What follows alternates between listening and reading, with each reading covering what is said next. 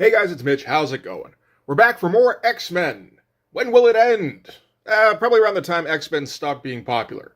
Well, no, that happened probably sometime in the 2010s. We'll stop before that. Anyway, today we're looking at Uncanny X-Men number 235. So, just before we get into it, if you enjoyed the channel, if you feel like you might want to help out a little bit, go subscribe on my Patreon. Links are in the description, gives you early access to everything I do. Helps out the channel, helps to buy new comics. So last time we were finishing up the first arc in the Outback era of the X-Men. So we're continuing with that now, and we're changing up the creative team a little bit because Marvel's decided that since Uncanny X-Men is the most popular comic book they've got going, they better release that shit bi-weekly. And while Mark Silvestri's game, he can't quite keep up with that schedule. He'll do it every once in a while where he can get out 2 comics in a month, but not every time. So every once in a while you got to call in somebody like Rick Leonardi, which is usually a pretty good idea. He's a guy I've said for a while should have had more runs as the lead penciler on a book. As far as I know, he only ever really got the one on Spider-Man 2099. So let's take a look at how he did on this one. We'll start with the cover. That's a pretty good one, getting, I guess this is probably most of the X-Men. It might be all of them. And then surrounding them with a bunch of assailants here. And good choice by the colorist to basically make them very dark and bland colors so that the X-Men pop out and they don't get lost in the shuffle. Bit of a design oversight having Psylocke here get covered up by the logo. I'm guessing if they tried to put her head in front of the X-Men logo, it stops making sense around here when there's somebody in front of her body. So unless you want to completely block out the logo with this guy, you kind of have to do that. So a bit of maybe an error by Rick Leonardi in this case. But otherwise, yeah, decent shot. His figure work is always solid, and it's always got that fluidity to it. And that's going to be enhanced in this issue, actually, because, okay, so let's take a look at the credits here. This is written by Chris Claremont, penciled by Rick Leonardi, inked by P. Craig Russell. You want to talk about a guy who has a smooth ink line? I don't think you could do a whole lot better than P. Craig Russell. You know what would be a good idea, actually, one day, would be to get the Arabian Nights issue of The Sandman to look at. Because that's a whole issue penciled and inked by P. Craig Russell, and it's wonderful. All right, that's in the cart. We're going to hit that one day. So we probably should get back to this comic here that we're talking about. So this is going to be the first appearance of the island nation of Genosha. They don't explain what Genosha is in this issue, but this is a 4-issue story. I'm pretty sure they're going to explain it at some point over that. All the X-Men comics I ever read were always post-Genosha, post-Extinction Agenda. So I'm not as well versed in it as, the people who read that shit. There you go. But from what I gather, one of the aspects of Genosha is that there's a ruling class of magistrates that are, I believe, are mutants. And they also have a slave class of mutants called mutates. And so, yeah, that should be enough to get us into this anyway. So we start out with a big splash page with Welcome to Genosha, a green and pleasant land of hope and opportunity where the watchword is freedom, unless you're a mutant. As we got a big dude here running with a baby. This is the kind of splash page that I think at the first time you read this, it maybe doesn't mean a ton to you. But you come back to this after this 4-issue storyline, it's like, oh shit, that's an ironic sign. So, our guy here, he's on the run, he's made it to an airport, looks like he's got vehicles and helicopters coming after him. Comes up to the gate to the airport, which has, a tall fence with barbed wire, which he leaps over easily. So in an X-Men book, that kind of gives us our hint that, yeah, okay, maybe this guy's a mutant too. And he's running away from some mutant depression of some kind. So he stashes the baby on board a plane that's loading up probably, and, says a quick goodbye, and then goes to lead his pursuers away from the baby. So his plan appears to be to stash this baby on the plane. The plane will take off and take it away from wherever we are. I guess we're in Genosha. Wherever the plane lands, the facilities there will undoubtedly find the baby and, have to figure out something to do with it. And that appears to be a fate better than what he would have had if he'd stayed here. There's some good stuff going on here. Like, just, again, the smoothness of this leap is very nice, the figure work. And, of course, we're going to get Rick Leonardi's more cartoony than your usual guy's style, which I have to assume not everybody digs on. I'm a fan myself, though. There is a whole lot of polish on these pages. You can get too fluid, too cartoony, and it just becomes like a chore to read. That never happens with a Rick Leonardi book for me. So his pursuers close in on him, and they're like taking shots at him. They're running him down like he's a deer or something. And one of the pursuing vehicles gets too close, turns around, picks it up, and throws it at, I guess, the helicopter, probably, right? Yeah, that's the helicopter coming up here. That makes the most sense. That's a pretty cool shot. Deciding to do this all in very wide, sort of cinematic panels. There's some big action going on here, so that makes sense. Unless you want to try and go image on it and make it like 2 panels per page. And then your book has to be, 50 pages to accommodate this. I think that happened once or twice with like guys like Liefeld. So wait, you mean Captain America #1 wasn't 50 pages because it was stuffed full of awesomeness, but more because Liefeld can't pace or design a page properly? I am shocked. I got an ad for the Atari Freedom Stick. I guess I thought we were further along. I thought we were in like almost approaching the 90s. Yeah, this is an 88 comic. So, having killed some of his pursuers, the rest now, they're not going to take any chances with him. And they just kind of circle him, like circle the wagons around him, and they just gun him down. And they basically empty all their clips in him. And he's still twitching for a bit, but he does eventually die. And we hear a little bit about who's running these pursuers. We get the one guy here saying, "Gene-gineer breeds his muties tough," which is why the magistrates are trained to be tougher. Notify security, central, mission accomplished, escape attempt terminated. So we get a little bit of information. We don't yet know what the magistrates are, and again, I don't think that really gets explained in this issue. But the Gene-gineer seems to be the one running this place. That's a little bit of an awkward title, but it is very evocative. Like, you hear Gene-gineer, you kind of get the idea immediately what that is.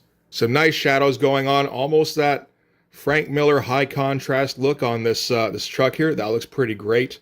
And with the guy here silhouetted against the flames. Nice choices by Glynis Oliver on the colors here. And a little bit brutal on some of the action. I mean, like, I assume this is pretty much his shirt getting torn up, but it kind of looks like, he's kind of getting his guts blown out. And I used to love these fucking things, like this New England Comics page. You just look through all the titles here and go, okay, I don't care about Adventurers or Alf, really. Alien Legion, though, #1, I could get that one. If only I lived in New England. I don't even know where that is. Is it close to Old England? It's 1988. I'm like 10, So from there, we cut to Half a World Towards the Sunrise. Very poetic of you, Chris. And we get a bit of news here. This is in Australia. It helpfully tells us right away somebody's reading an Australian newspaper. And they find out that a stowaway baby was found in a jet. And of course, if something's going on in Australia, that's where the X-Men are now. So they're ready to take action on the spot. And we quickly get the impression that the people who are reading the paper here and they're waiting by the plane aren't people who are going to end up helping the X-Men at some point.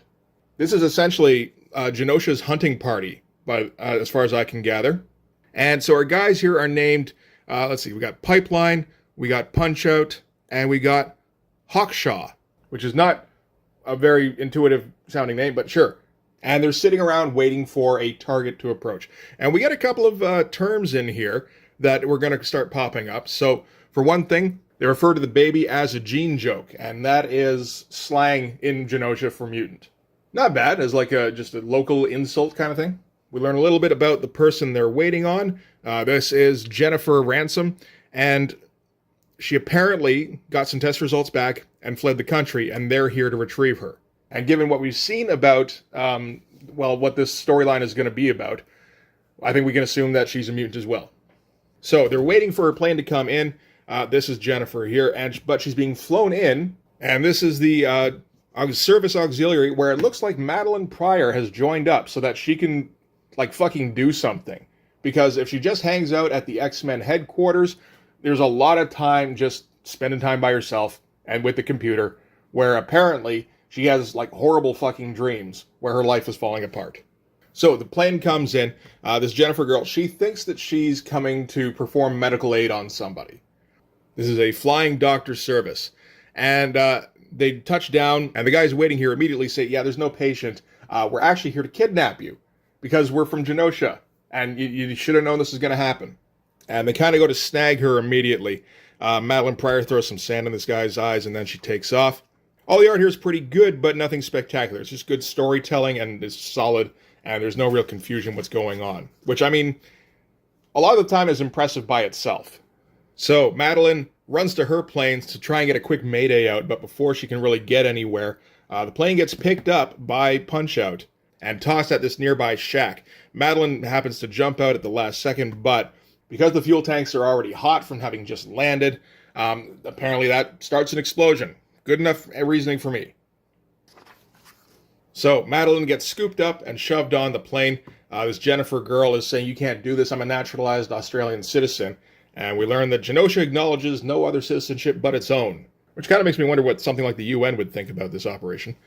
And Jennifer gets teleported away, presumably back to Genosha, and this is by Pipeline, who has an interesting power in that he types something on the keyboard and she teleports away. And then he's going to do the same thing to Madeline here. As far as I can tell, it seems like his ability is to turn at least people into digital files, which he can then transmit over the phone line, which is a very specific power, but no less silly than turning into metal. Or shooting lasers out of your eyes, for that matter. There's a lot of silly powers in X-Men, really, when you think about it. Although if you went by, like, what would make sense as, like, evolutionary steps, everybody would end up being either telepathic or telekinetic, or they'd end up like the Beast. And that would be a boring fucking comic. So a little while later, still at the crash site, Rogue zooms in on the site. She's been tracking Madeline. This is the first time she's gotten anywhere. Apparently she's in touch with Psylocke, but Psylocke hasn't been able to track Madeline. And I think that's Hawkshank, or what's his name? Hawkshaw? That's his name. Hawkshaw. I think that's his ability where he blocks out the telepathic signals, or blocks out something. But since Rogue can confirm that this was Madeline's plane, Gateway teleports the rest of the X-Men to the site, and now they're going to try and do an investigation. And Wolverine might not be like a Batman-type detective, but he can smell things real good. So he can tell that nobody was in the plane when it crashed. He can also tell that there was another plane that Jennifer and Madeline were shuttled aboard, and that took off. So that's what they're going to be tracking. We do a quick cut back to the X-Men's headquarters, where they're just kind of waiting on directions on where to go next. And a little bit of a discussion here. Dazzler says something about Madeline, which Havoc gets a little defensive about. They're trying to build up the connection between Havoc and Madeline here by the looks of it, which makes some sense. Apparently the connection between Madeline and Cyclops isn't a thing anymore. Havoc's here all the time, and that's a great way to build up some conflict in the future, is to have there be like a romantic triangle kind of thing, even if one of the triangle corners isn't particularly interested in his wife. So anyway, they're able to make radar contact. They figure that could be the plane that they're looking for. So they're going to track that and see if that's the case. Yeah, some good stuff on here. Again, just like great looking poses all the time. And it doesn't really matter the size of them either, which may not sound like it should be an issue. But going very small has the same problem as going very big, in that you start to lose sight a little bit of proportion. It can get a little bit tougher to get in all the details in there so that it doesn't look like, say, somebody's head is smushed down into their neck. Same with this shot of everybody crowded around the computer here. I mean, for one thing, that's a pretty good looking computer. And then just everybody, just kind of casually hanging out here. Nothing stiff about any of the body language. And he just kind of, like I said, casually shoved 5 guys into like half a panel. So, Gateway teleports the X-Men to Sydney International Airport, which is where the other X-Men have tracked that plane to.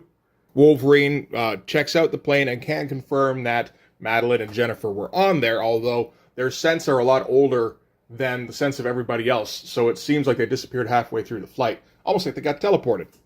So they're going to track down these guys who stayed on the plane and then, had to leave to go somewhere.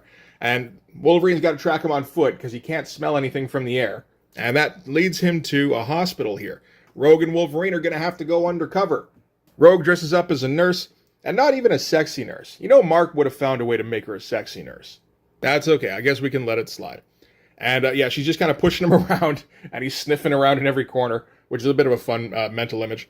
And they come to the pediatrics ward, where they get met by Punch-Out, who tells them this is a restricted area. And Wolverine immediately leaps out to sock her in the jaw, but Punch-Out's deal is that she's strong and durable, so it doesn't really hurt her. She hits him back, and that hurts her hand, because, he's got, like, metal on his bones. So she's not super durable, I guess.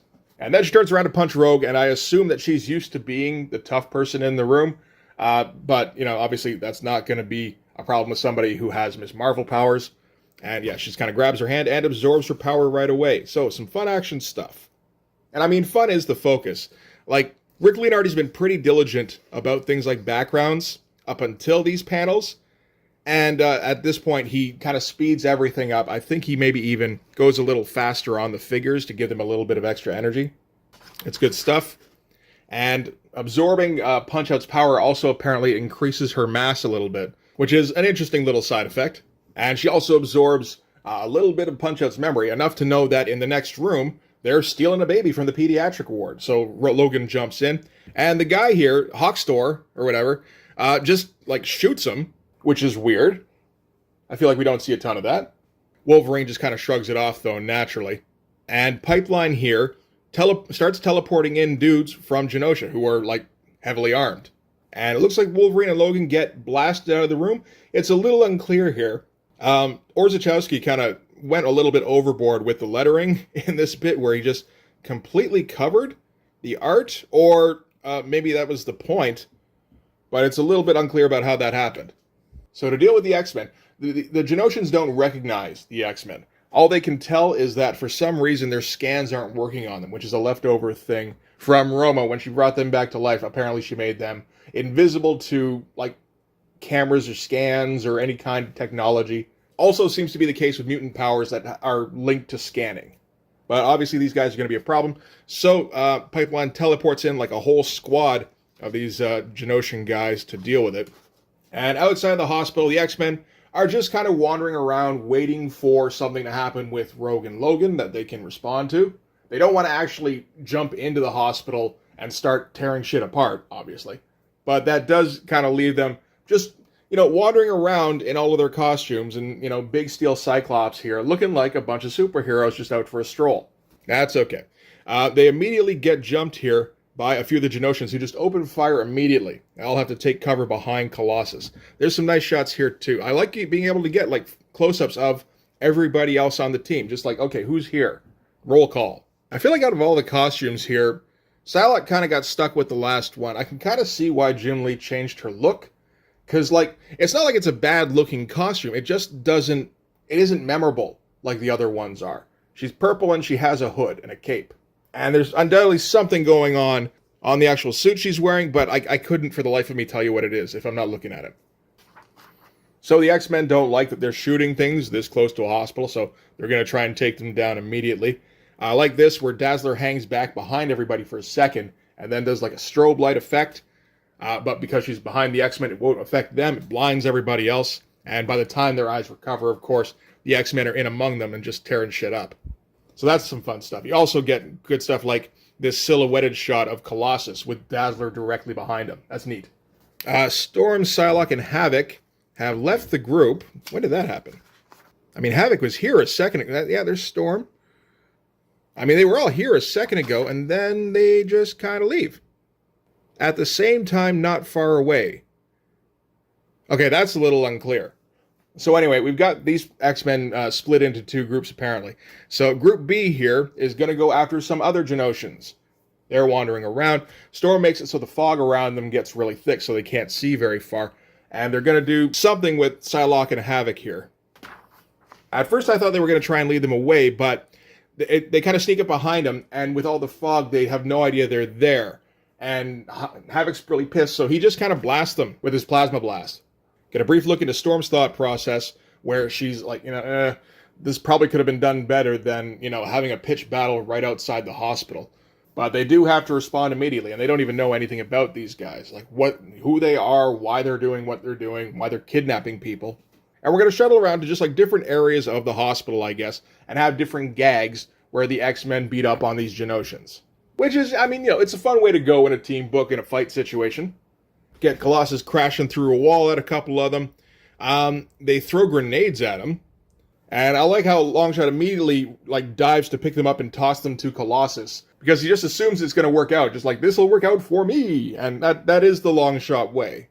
And of course, Colossus blocks everybody from the blast. But this is a bit of a wake-up call for the X-Men that these guys aren't fucking around. They're not worried at all about civilians. So they've got to take them out fast here. That's some fun stuff, leap into action type stuff. You can imagine how this would be done in an image book where they're all just kind of coming straight out for you, speed lines everywhere. Rick Leonardi, he's going to do, maybe not full backgrounds, not hyper detailed or anything, but enough that there's no sense of, Wait, did they all just vanish into the ether? Like, all this shit makes sense.